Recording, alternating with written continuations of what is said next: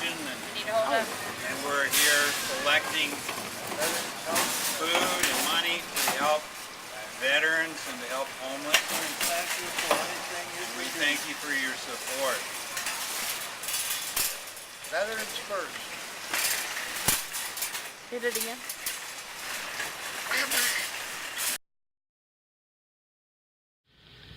Until the latest of our world conflicts, the United States had no armaments industry. American makers of plowshares could, with time and as required, make swords as well. But we can no longer risk emergency improvisation of national defense. We have been compelled to create a permanent armaments industry of vast proportions. Added to this, 3.5 million men and women are directly engaged in the defense establishment. We annually spend on military security alone more than the net income of all United States corporations. Now, this conjunction of an immense military establishment and a large arms industry is new in the American experience. The total influence, economic, political, even spiritual, is felt in every city, every state house, every office of the federal government. We recognize the imperative need for this development, yet we must not fail to comprehend its grave implications. Our toil, resources, and livelihood are all involved. So is the very structure of our society. In the councils of government, we must guard against the acquisition of unwarranted influence, whether sought or unsought, by the military-industrial complex. The potential for the disastrous rise of misplaced power exists and will persist. We must never let the weight of this combination endanger our liberties or democratic processes. Today, the solitary inventor, tinkering in his shop, has been overshadowed by task forces of scientists in laboratories and testing fields. In the same fashion, the free university, historically the fountainhead of free ideas and scientific discovery, has experienced a revolution in the conduct of research. Partly because of the huge costs involved, a government contract becomes virtually a substitute for intellectual curiosity. For every old blackboard, there are now hundreds of new electronic computers. The prospect of domination of the nation's scholars by federal employment, project allocations, and the power of money is ever present and is gravely to be regarded. Yet in holding scientific research and discovery in respect, as we should, we must also be alert to the equal and opposite danger that public policy could itself become the captive of a scientific, technological elite. As we peer into society's future, we, you and I, and our government, must avoid the impulse to live only for today, plundering for our own ease and convenience the precious resources of tomorrow. We cannot mortgage the material assets of our grandchildren without risking the loss also of their political and spiritual heritage. This is Henri Saval, professor from France, developer of the socio-economic approach to management. What we want to do now is see how a socially responsible capitalism and management approach that Henri Saval and colleagues pioneered can be applied to the military-industrial complex. This can be done by a scientific approach to socioeconomic approach to management, and to look at the downward and upward spiral process that we'll talk about by using scientific observations, development of hypotheses to understand hidden costs, and developing projects to reverse the situation. This includes the qualimetrics approach of collecting financial, qualitative, and quantitative data called the trialectic or dialectic approach because of the interaction of social and economic. The basic theories that Weber, Taylor, and Falo The TFW virus has infected the military-industrial complex and is very difficult to control. Socially responsible capitalism is a way to reverse this process and to develop a more democratic approach to society. This occurs by a diagnostic using what are the dysfunctions, the behaviors, the structures, the hidden cost, the working conditions of work organization of the military, looking at the downward spiral of the Veterans Administration, the poor working conditions, the work organization, the communication, the non-production, the non-quality, and developing what we call 3 DPI projects, DPI 1, 2, and 3, diagnostic, project implementation, and evaluation cycles, the upward spiral.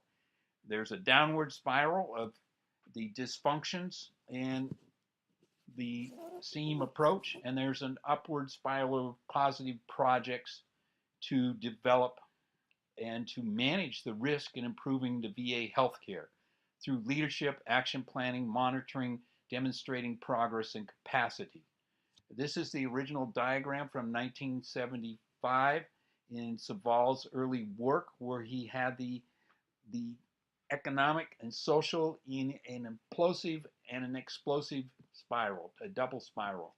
I will also look at the Sandpaper Technique of embodied restoring process and show you the different phases we work through. And Veterans Theater is the organization. We raise money locally here in Las Cruces to develop this Sandpaper process and to do other things with the veterans. We're interested in a triple spiral, a therapeutic spiral, where there's an energy strand, a meaning strand, and an experiential strand moving upward and downward. The Veterans Theater is something we put on, for example, the play Dead While Waiting for My VA Appointment, and there's information there. This is some of the actors, a local social worker who worked with us in the play, and local veterans and homeless veterans that helped as actors. This is me pretending to be, I need work, but I actually have work. Hi, I'm David Boje, and we're doing the Sandpaper work with military families. And we work with the veteran. They lay out their material objects, whatever they choose, without talking. And the spouse lays out their sand tray, their sand table, and the little child here lays out their sand tray. And then we compare for story alignment. This is a real doctor here. Will you introduce yourself?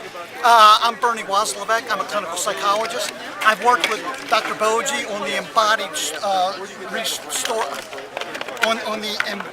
restoring process, doing research with military families, veterans, and found this to be a very effective process in assisting veterans and military members reintegrating with their families after the deployment process.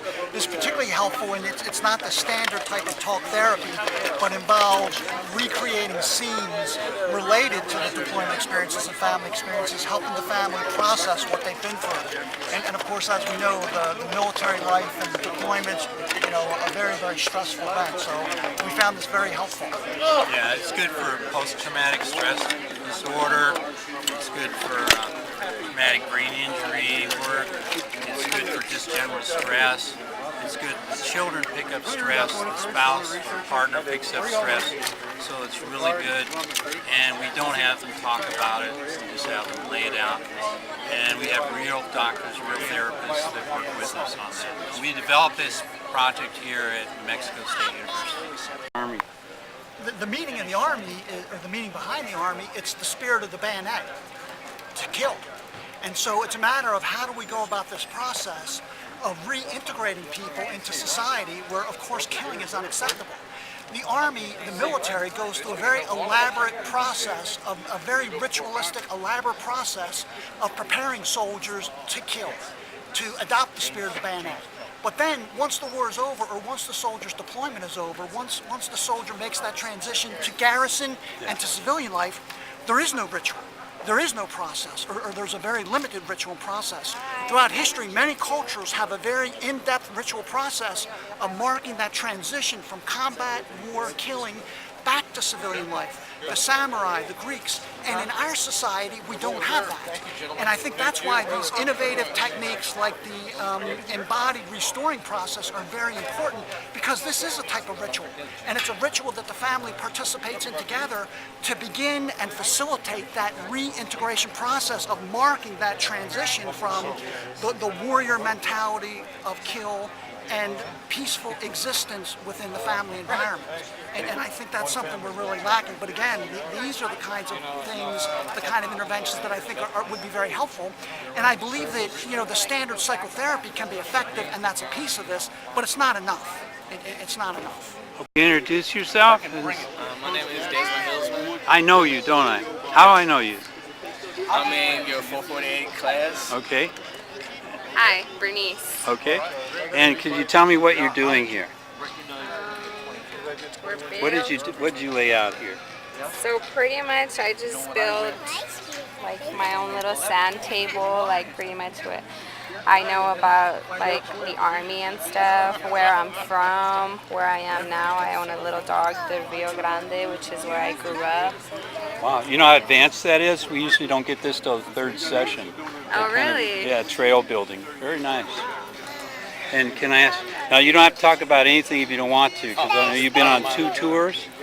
So if you don't want to say anything, I'm perfectly okay with that. Well, my sandbox reflecting like one of my tours. The last one was to Mosul, Iraq. And you know, as you can see, this is like one of the castles over there in Iraq. Okay. This is one of our fire teams. Okay.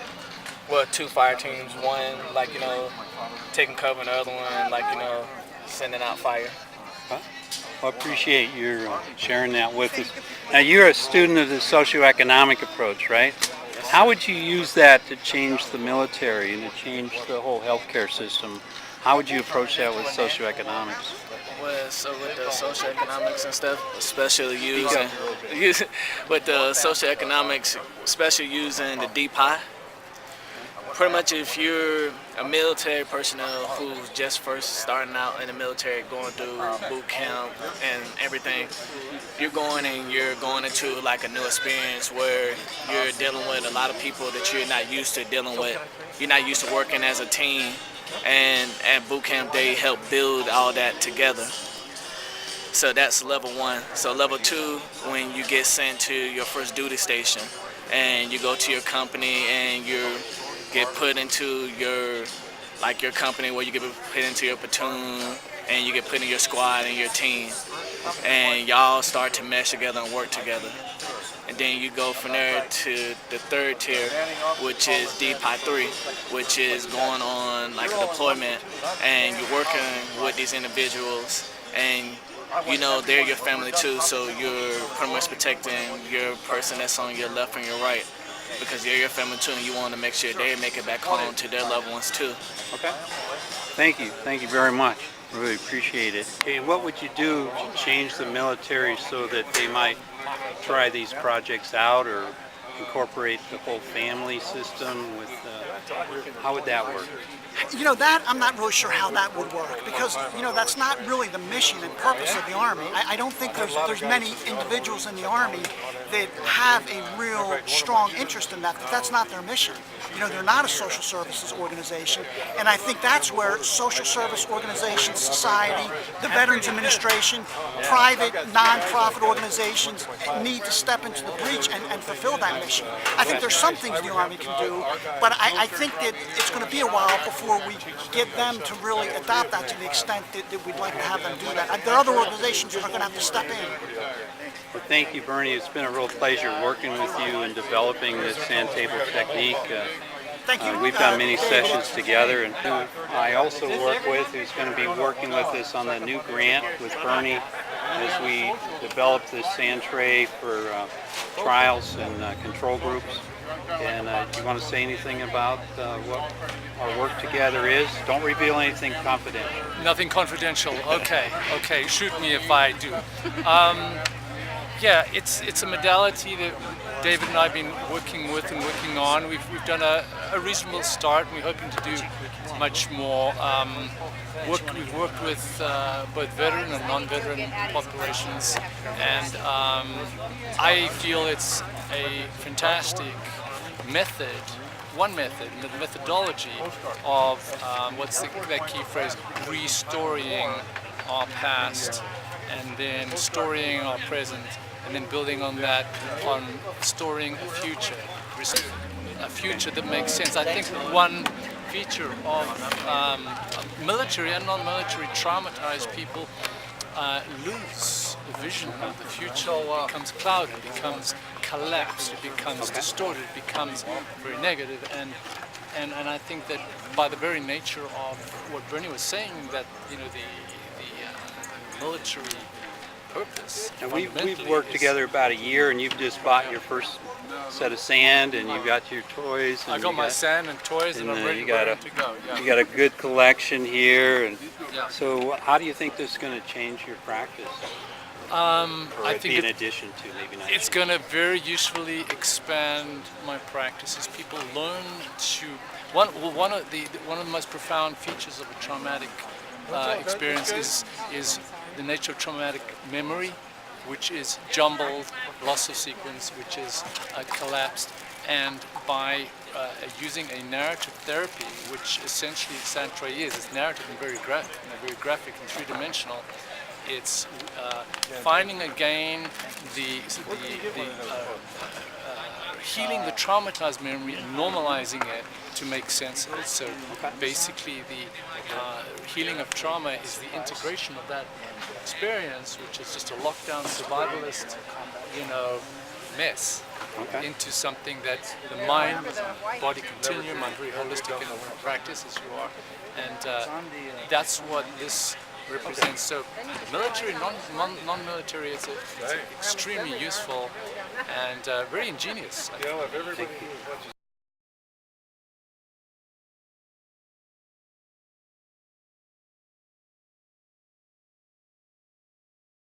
So what is it that you do here? Can you tell me what you're doing?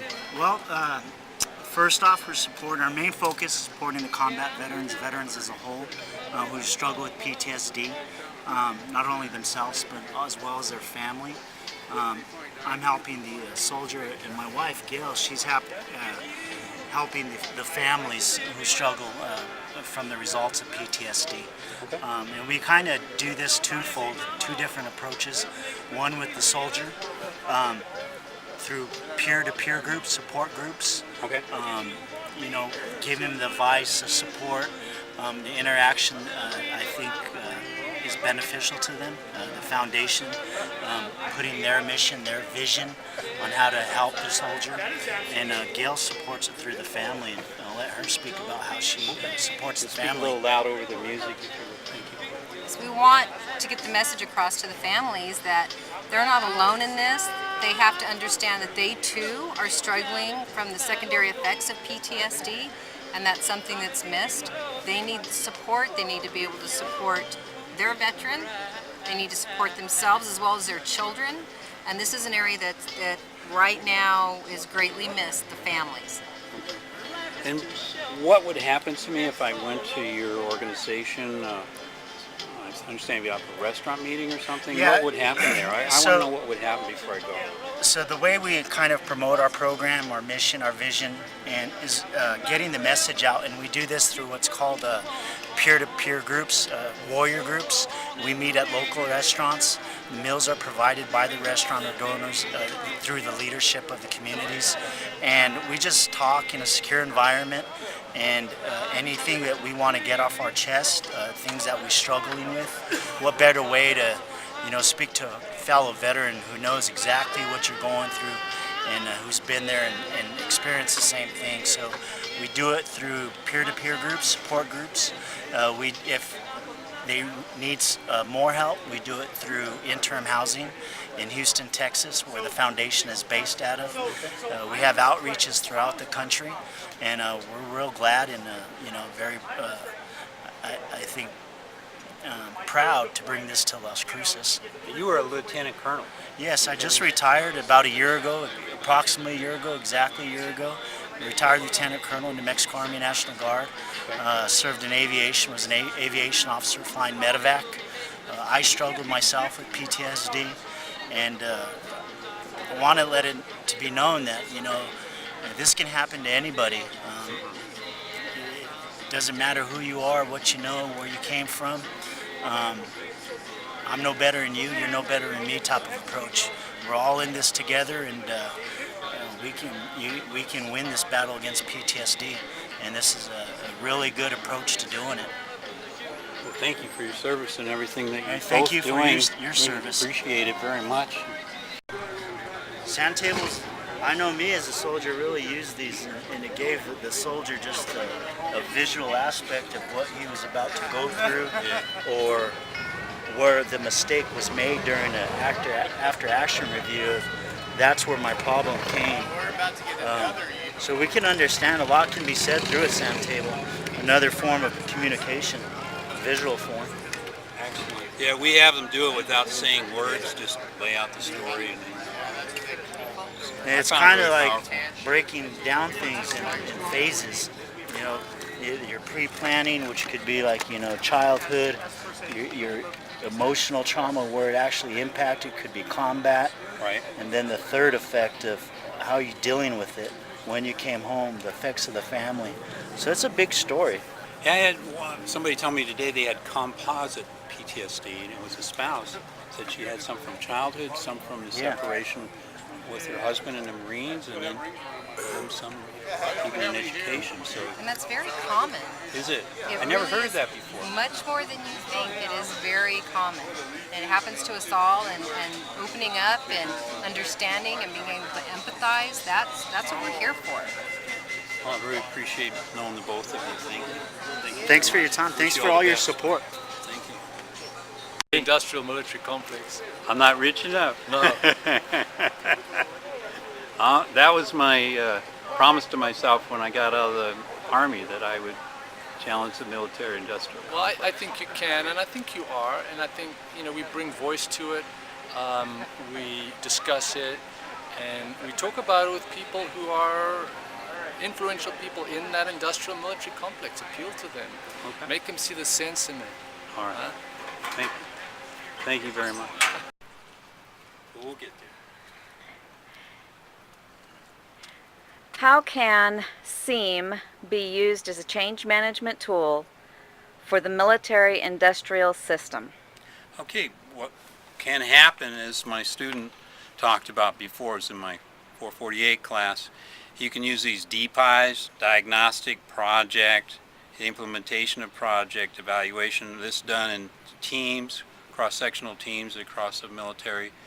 And then we can tackle this whole thing in lobbying, we can tackle how to reintegrate families after deployment, after we're over there and we've learned how to do our killing or our support role, how we integrate back with the families. And then how can we, you know, as Dwight D. Eisenhower said, get control of the military-industrial complex. So that can be done with consulting, with projects, with participation, democratic participation, as Mary Parker Follett said. Lots of groups participating, doing projects.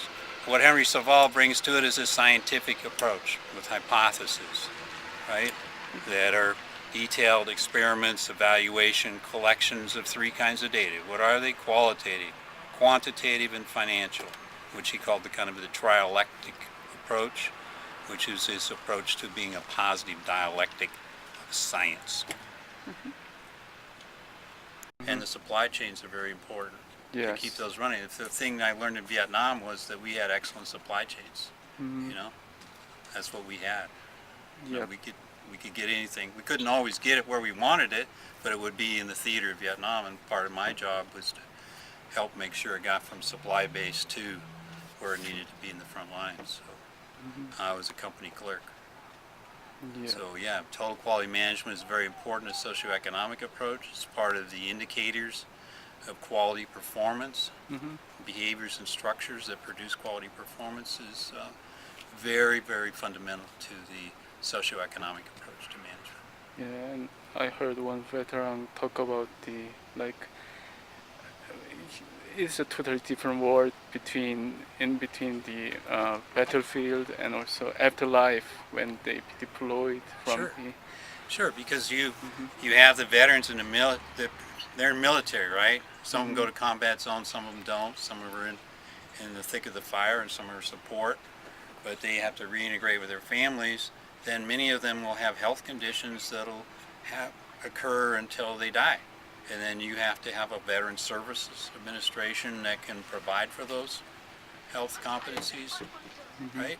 And you met some of the doctors and therapists today that are working in there and have their ideas on how to improve the military. So those could become projects and development teams that could happen with socioeconomic approach. Yep. I'm Hector Sanchez. I'm Director of Military Veteran Programs, and this week we are doing our Military Veterans Appreciation Week, where we honor our staff, faculty, and students for their support of our country and being our veterans. We just got through doing our Military Veterans Appreciation Week picnic, and where we invite many people from the community and NMSU that have support services, and obviously Dr. Boje is leading in many ways in different types of alternative therapy, storytelling, and whatnot. And in fact, I think it's such a great work that he's doing that we're going to be honoring him at the staff and faculty banquet and presenting him with a recognition award for all the great work that he's done in the area of helping our veterans cope with the many issues that they're struggling with. Well, thank you in advance for that. I appreciate it. And been working here 21 years. It's been a really privilege to work on the veteran issues. One of the things we're covering in the film, and don't talk about it if you want to, is the military-industrial complex and what we might do to change the way that they medicate, sometimes over-medicate. That's the only alternative, and too much focus on weapons, I think, and not enough on how to build a good family, good community. Exactly. In my opinion. No, and I agree. I think that when it comes to trying to figure out ways to help our veterans, we need to come up with more creative, more out-of-the-box thinking, where we're not creating more problems by introducing them to drugs and to therapies that really in the long haul are not going to solve the problem for them. It may be a short-term solution for some of our veterans, but the long-term solutions are therapies like what you're doing and the research that you're doing. Thank you very much for your time. I know you're very busy, so I won't keep you. Thank you. Click. Thank you. All right. That's it.